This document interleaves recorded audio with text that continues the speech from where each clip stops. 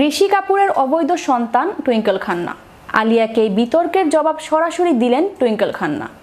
বলিউডের অন্যতম বুদ্ধিদীপ্ত তারকা ও প্রাক্তন অভিনেত্রী টুইঙ্কেল খান্না ফের এক আজব গল্পে মাতালেন দর্শককে।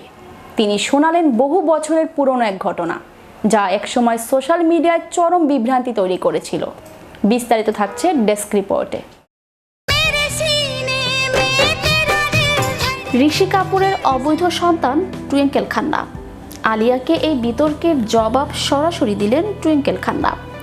বলিউডের অন্যতম বুদ্ধিদীপ্ত তারকা ও প্রাক্তন অভিনেত্রী টুইঙ্কেল খান্না ফের এক আজব গল্পে মাতালেন দর্শককে। তিনি শোনালেন বহু বছরের পুরনো এক ঘটনা, যা একসময় সোশ্যাল মিডিয়ায় চরম বিভ্রান্তি তৈরি করেছিল। চমকে উঠেছিল তামাম বলি প্রেমীরা। ঘটনা বেশ সিনেমেট্রিক। টুইঙ্কেলের জন্মদিনে প্রয়াত কিংবদন্তি অভিনেতা তথা আলিয়ার শ্বশুর ঋষি কাপুর একটি টুইট করেছিলেন, হ্যাপি হ্যাপি বার্থডে। তুমি তখন তোমার মা ডিম্পলের গর্ভে ছিলে, যখন আমি তাকে খোলা আকাশের নিচে বসে গুনগুন করে প্রেমের গান শোনাচ্ছিলাম। এই টুইটের সূত্র ধরেই গুজবের ঝড় ওঠে। অনেকেই ধরে নেন টুইঙ্কেল বুঝি ঋষি কাপুরের অবৈধ কন্যা। সোশ্যাল মিডিয়ায় সেই সময় নানা ট্রোল, প্রশ্ন আর কৌতুক ছড়িয়ে পড়ে। পরিস্থিতি এমন জায়গায় পৌঁছায় যে শেষ পর্যন্ত ঋষি কাপুরকেই ব্যাখ্যা দিতে হয় নিজের করা সেই টুইটের। তিনি স্পষ্ট করে বলেন, ডিম্পল তখন গর্ভবতী ছিলেন আর আমি ববি ছবিতে গান গাইছিলাম তার সঙ্গে। এইটুকুই ব্যাপার, ব্যাস, এর বাইরে আর কিছু নয়। টুইঙ্কেল এ ঘটনা স্মরণ করে মজা করে আলিয়াকে বলেন, আমি তো প্রায় কাপুর পরিবারের মেয়ে হয়ে যাচ্ছিলাম আলিয়ার শ্বশুরের কল্যাণে। এই ঘটনা শোনা মাত্রই আলিয়ার মুখে ধরা পড়ে অস্বস্তির ছাপ।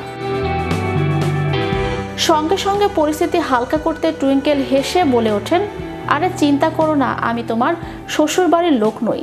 নিছক একটা ভুল বোঝাবুঝি হয়েছিল। পাশ থেকে বরুণ ধাওয়ান যোগ করেন, এখন তো আলিয়া একেবারেই বুঝতে পারছে না এসব কথা শুনে ও কি প্রতিক্রিয়া দেবে। অন্যদিকে টু মাচ শো কিন্তু মিশ্র প্রতিক্রিয়া পাচ্ছে সমাজ মাধ্যমে। একাংশের কাছে এই শো বেশ ফুরফুরে, মজাদার।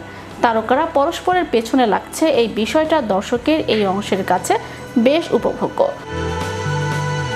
দর্শকের অন্য অংশের মতে শোতে ডাবল স্টার পাওয়ার থাকলেও কন্টেন্ট কিন্তু আশানুরূপ নয়।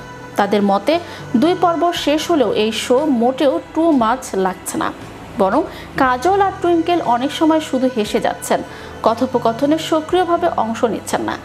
সম্পাদনায় কাট অ্যান্ড অ্যাকশন ফরম্যাটের কনভারসেশন টুকরো টুকরো হয়ে যাচ্ছে, তাই কোনো ধারাবাহিকতা নেই। শোয়ের নাম শুনে আমরা হয়তো অতিরিক্ত কিছু আশা করে ফেলেছিলাম। ম্যাজিক বাংলা টিভি, বিনোদন ডেস্ক।